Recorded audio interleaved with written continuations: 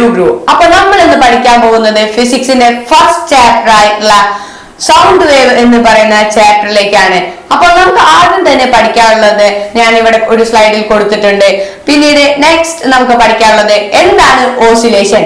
Oscillation is A periodic motion in which an object move to and fro at regular interval of time about its equilibrium position. Oscillation എന്താണെന്ന് വെച്ച് കഴിഞ്ഞാൽ ഒരു object അതിന്റെ equilibrium പൊസിഷനിൽ നിന്ന് ഒരു സൈഡിലേക്കും മറ്റൊരു സൈഡിലേക്കും മൂവ് ചെയ്തിട്ട് തിരിച്ച് ആ പൊസിഷനിലേക്ക് എത്തുന്നതിനാണ് ഒരു ഓസിലേഷൻ എന്ന് പറയുന്നത്. എക്സാമ്പിൾ ഫോർ ഓസിലേഷറി മോഷൻ എന്ന് പറയുന്നതാണ് ഞാൻ അടുത്തതായിട്ട് പഠിപ്പിക്കുന്നത്. അതിൽ നിങ്ങൾക്ക് സിമ്പിൾ ആയിട്ട് പറയാം, pendulum of a clock, swing in a park, vibration of tuning fork എന്നതൊക്കെയാണ് അതിന്റെ example.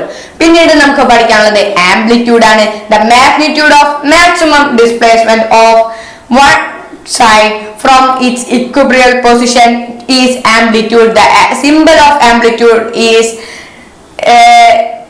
and the SI unit of amplitude is m.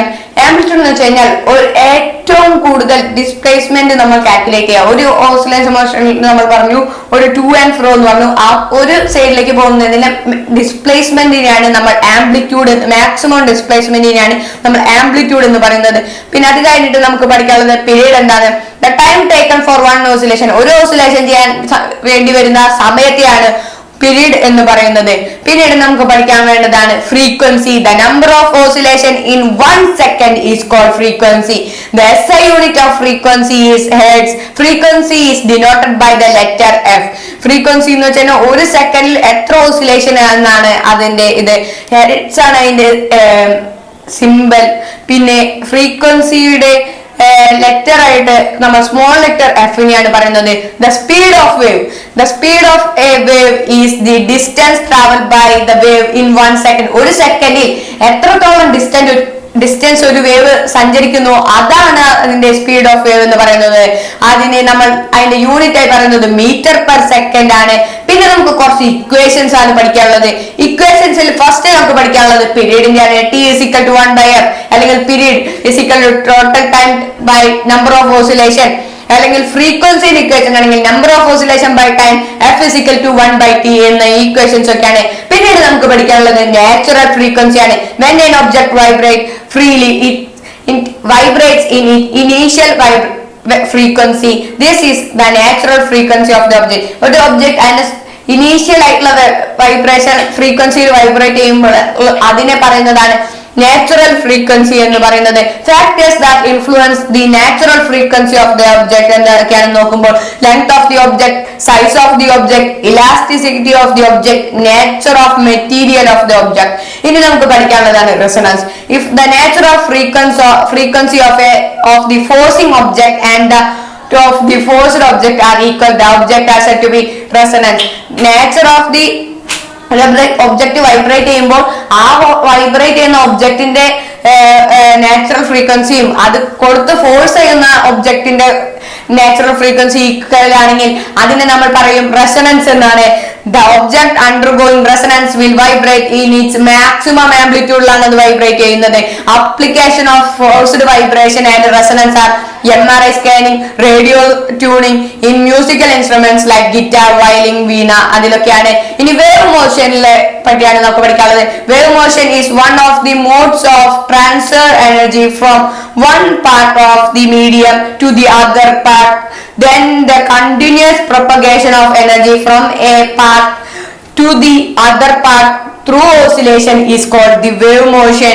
പിന്നീട് നമുക്ക് അതിന്റെ എക്സാമ്പിളുകളാണ് പഠിക്കാനുള്ളത്.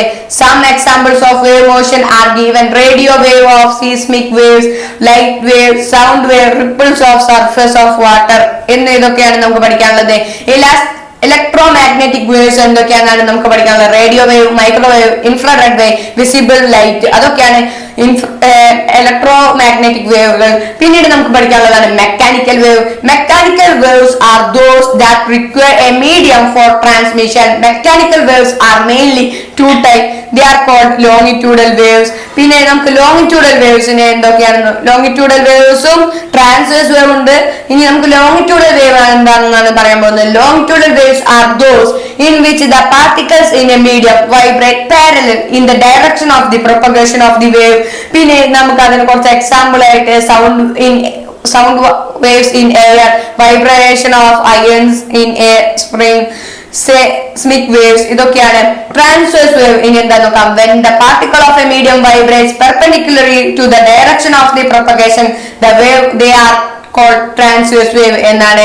അതിന്റെ example water wave, light wave, wave on a string or a rope. പിന്നെ നമുക്ക് note ആയിട്ട് ഒരു കാര്യം ഞാൻ പറഞ്ഞുതരാം. Sound will be more reflective in smooth surface. Smooth സർഫേസിൽ സൗണ്ട് കൂടുതൽ റിഫ്ലക്റ്റീവ് ആയിരിക്കും. Reflection of sound is utilized in sound board, curved ceiling, in holes.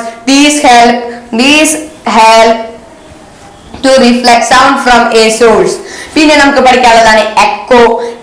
Echo is the sound heard after a while due to the reflection of the initial sound.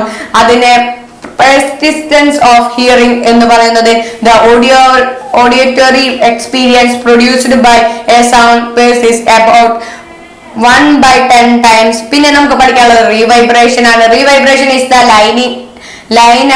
lingering of sound even after the original sound has caused. It is due to the multiple reflection of sound and the boom fades away gradually. പിന്നെ നമുക്ക് use of ultrasonic waves ആണ് to crush small stones in kidney in physiotherapy. പിന്നെ നമുക്ക് seismic wave and tsunami. Seismic wave are those which travel through the earth crust, resulting earthquake, volcanic eruption and massive explosions. ഇതോടുകൂടി നമ്മുടെ ഇന്നത്തെ class ഇവിടെ അവസാനിക്കുകയാണ്. അതുവരെയ്ക്കും by.